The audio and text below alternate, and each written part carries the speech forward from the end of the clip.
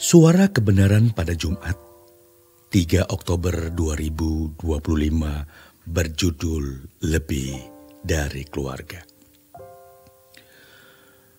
Dalam bacaan yang terdapat dalam Injil Matius 10, ayat 34 hingga 36 demikian bunyi firman Tuhan.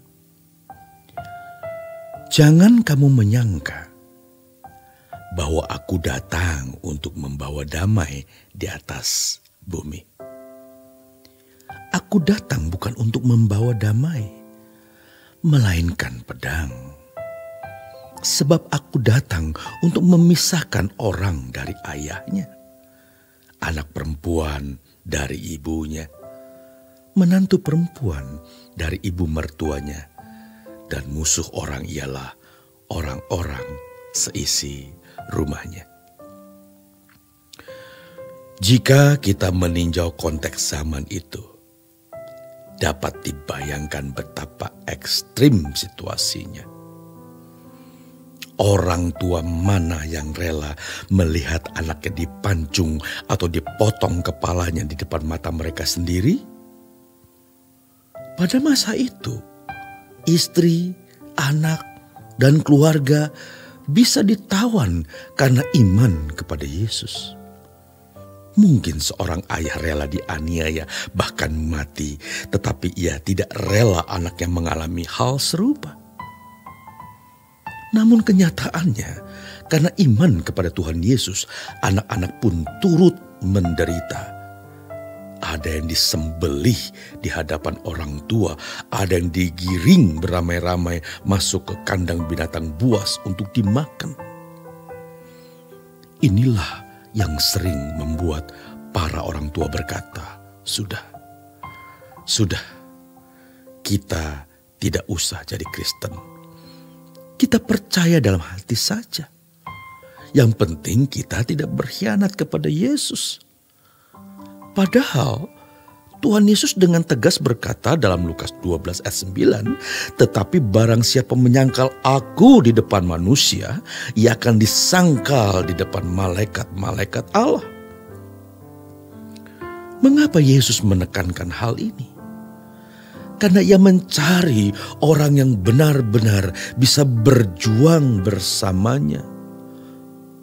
Orang Kristen sejati rela kehilangan keluarga demi setia kepada Kristus. Dalam kondisi ekstrim, tidak ada kerajaan keluarga yang boleh menggeser kerajaan Allah. Padahal keluarga sering dianggap sebagai nyawa. Keluarga sering dianggap sebagai pusat kebahagiaan manusia. Tetapi Yesus yang memisahkan anak dari ayahnya, anak perempuan dari ibunya, dan menantu dari mertuanya sedang menguji kesetiaan yang sejati. Pertanyaan penting bagi kita hari ini, saudaraku. Bagaimana perlakuan kita terhadap keluarga selama ini? Apakah keluarga sudah menjadi kerajaan yang dipandang sebagai segala-galanya? Jika demikian, hal ini justru dapat merusak kesetiaan kita kepada Tuhan.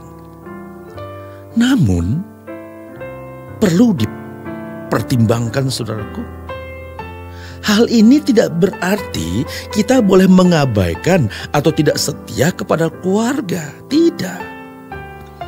Yesus berkata dalam Matius 10 ayat 37, barang siapa mengasihi bapa atau ibunya lebih daripadaku, ia tidak layak bagiku.